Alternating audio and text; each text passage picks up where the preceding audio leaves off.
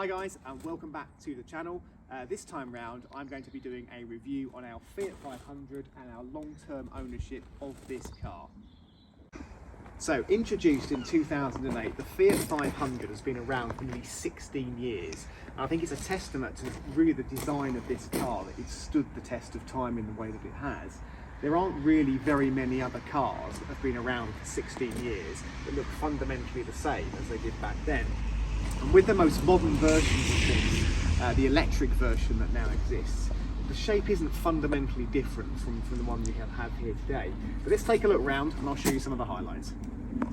So first of all, we have this lovely front end, this kind of cute bug-eye frog type front end, which I think looks really nice and is quite evocative of the original Fiat 500 from the 50s and 60s. And this really very small dimensions of the car. So I mean, unlike anything else really on the road, this is probably one of the smallest cars that you can really buy. And that really does come into its own when you're driving it a lot around town. So the inside of this car, given how small this is, and I'm 6'1", it's actually surprisingly roomy. I mean, it's certainly not comfortable for long distances, but I can get in here. I've got a reasonable seating position. The seat adjusts pretty well. It's actually quite comfortable to drive. Everything just comes to hand. I love the position of the gearbox, the steering. It feels actually like quite a nice place to be. It's certainly not a premium car, and it definitely doesn't feel like a premium car, but it also doesn't feel like a cheap car either. And I've been quite surprised at the quality and the fit and the finish of this. Yes, this isn't a BMW, it's not a Range Rover, it's not a Mercedes, but the fit, the finish, the way it's screwed together is actually pretty good. And this car's coming up now for 5 years old. We're actually about to get rid of this car. But it hasn't got many rattles, it hasn't got many squeaks. It actually still feels pretty good and pretty well put together.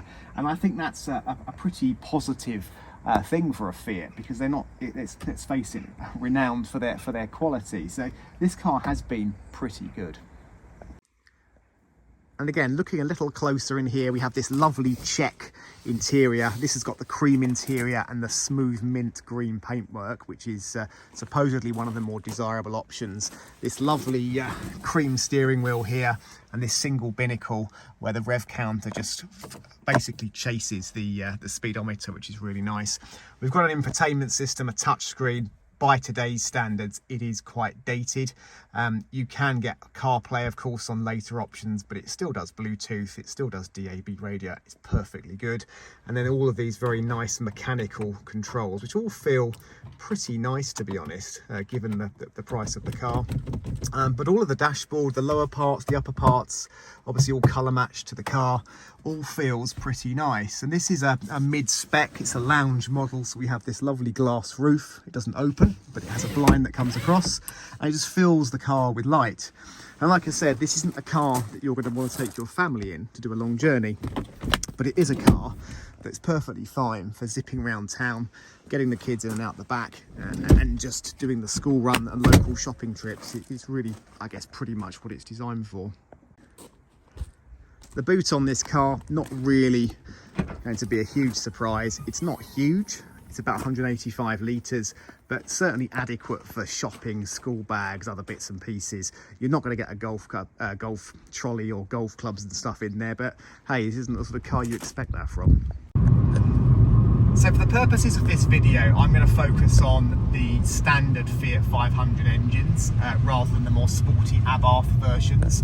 And really there's two standout engines in the Fiat 500. There's the 1.2 engine, which is 69 brake horsepower, naturally aspirated, so non-turbo, which is what this car is. And there's also the 0.9 twin air, which is the 3-cylinder turbocharged engine that delivers 85 brake horsepower. There is also a 1.4 engine, which is 100 brake horsepower. But for the most part, the cars you're going to be looking at will be 1.2, 69 brake horsepower, which is what this one is. If you buy a modern day 23 plate, 24 plate car, you'll be looking at the 1 litre 69 brake horsepower engine again, but it'll be mild hybrid, or really most of the new ones you'll be looking at will be electric. And again, I'm not going to get involved in those. But like I said, for the most part, it's the 1.2 engine, which is what this car has. And that engine engine, to be honest, for round town, it's absolutely fine. So if you're going to the shops, if you're on normal B roads, even A roads, it's fine. It's not quick by any stretch of the imagination, and you'll certainly find that going up hills, it can be a little bit frustrating because you just need to work the gearbox quite hard. And because it's not a turbo engine, we all get used to driving cars with turbos, and what that means is that you have power at a lower rev range, generally speaking, whereas this engine, now I'm going up an incline, I'm in second gear, I'm just working it hard to about 3,500–4,000 RPM. So once you've got used to doing that, it's actually perfectly fine and you can live with it. On the motorway, this car is a challenge. I mean, once it's at 70, do you know what, it sits there, it's perfectly comfortable, it's not particularly noisy, it's fine, but you really do notice the lack of power. And when you want to overtake, and even on a fast moving B road, overtaking is a bit of a challenge in this car. So really, if you're looking at one of these and you're going to be doing long journeys, I would look either at a bigger engine, but realistically it's a small car, it doesn't feel particularly safe on the motorway, so I'd be looking at a different car entirely. This car is absolutely in its element, just running around town. All the school runs to the shop, supermarket. If you live in a city, do you know what, buy one of these, because it is brilliant for that. And in terms of its power, you get the most immediate power from about 0 to 30, so it actually feels quite nippy up to that sort of speed. But as soon as you start getting into national speed limits, 60 miles an hour, 70 miles an hour, 50 miles an hour, that's where the deficits of this engine really do come to life. That said, the gearbox on this car is really nice. It comes to hand. The position of it just down here is really nice. It's a joy to use. It's really, really smooth. So changing up and down the gears isn't really a problem. But it's just that power that's a challenge. Now, in terms of reliability, I mean, this car has been very reliable. This is probably the most reliable engine. It's a fairly old design. It's the Fiat Fire engine, or it's based on the Fiat Fire engine. The later Twin Air, whilst that is a lot more powerful, it's also more noisy, and it won't give you anything like the fuel consumption that you think you're going to get from it if you read the statistics. I think it's something like 70 plus miles per gallon. I don't know anybody who'll be getting that from that engine. Now, this particular car, the 1.2, on a run, this will easily do 50, 52, 53 miles per gallon, no problem. Round town, all the local journeys, easily 45. So pretty good, to be perfectly honest, from an economy point of view. You just have to accept this car for what it is, and what it is a town car. And in reality, buying one of these with a bigger engine because you intend to use it on faster roads, I just think there's so many better cars you could buy if you want a car for doing longer journeys. Buy a Fiesta, buy a Clio, buy a Polo, something else. Yes, they're more expensive, but they're going to be cars which feel much safer, much more mature if you're driving them on a motorway. Now, one of the best things of this car, and also the worst, is its size. So manoeuvring this car is an absolute breeze. You have this city button here on the steering wheel, which allows you to lighten the steering. So the steering is just one finger light. And then getting through little gaps, squeezing through traffic, it's a real joy from that point of view, because you notice then, as soon as you go back to even not even a particularly big car, but a regular sized car, how much more difficult it is to manoeuvre. Whereas this, getting in and out of tiny parking spaces is just a joy. So that again is another reason why this is such a good town car. Obviously, when you're on the motorway, it goes back to what I was saying earlier, the size, you feel this is a small car. So it's not something that, again, not that you'd want to ever be involved in a crash in any car, but certainly if you had to be, you would not want to be in a crash in this car. Now, when this car was tested by NCAP originally in the late 2000s, it had a 5-star rating. There's no way this car now would have a 5-star rating. It feels small, and whilst you have airbags and whilst you have safety systems, it's a small car. The other thing I noticed with this, the ride quality, whilst it's quite good, it's quite bouncy. The steering is very light, but you don't get obviously very much feel as a result of that.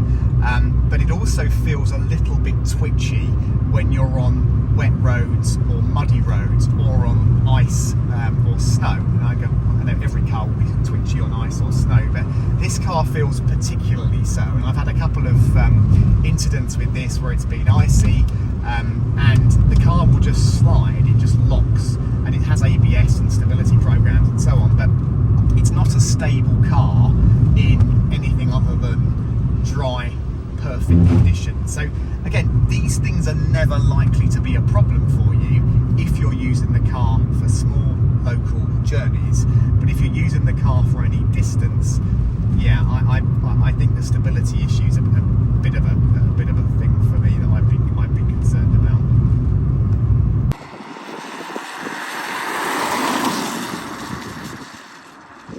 So what are the things I like about this car? And I think it's important that long-term ownership of a car is very different from simply test driving a car. And you test drive a car at one moment in time, in one set of weather conditions, whereas when you've actually driven a car and lived with it day, night, winter, snow, rain, hail, all of those things, it really does give you a chance to see what you think of that car.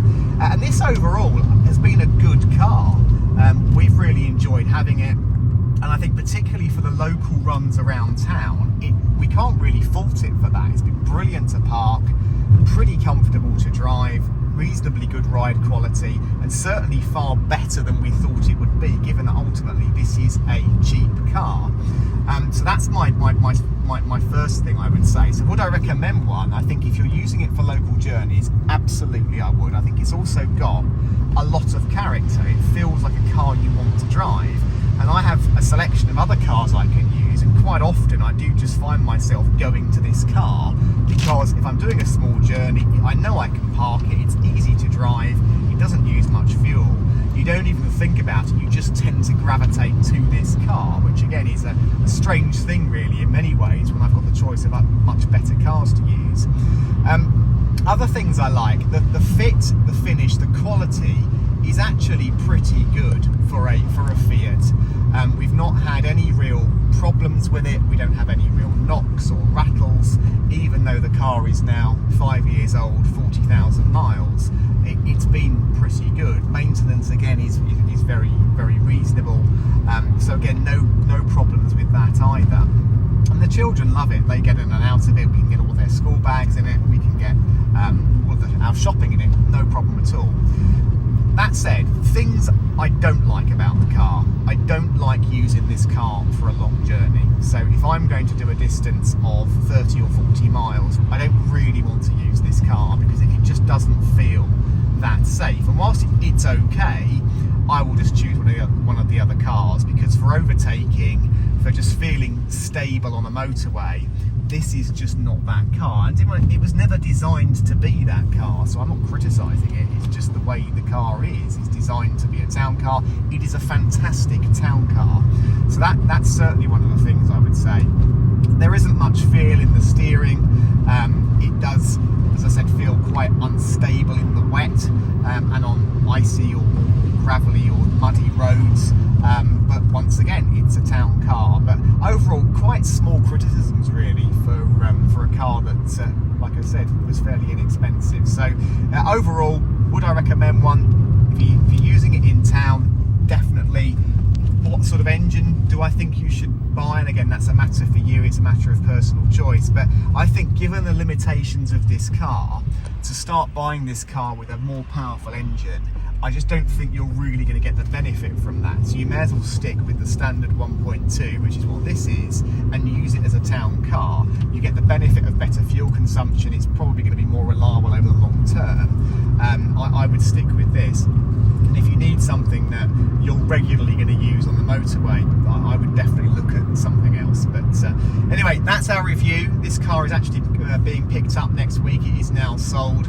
I hope it's been helpful. I hope it's been useful for you in making a decision. If you do like the video, please do like, please do share, please do subscribe, and I'll see you in the next video.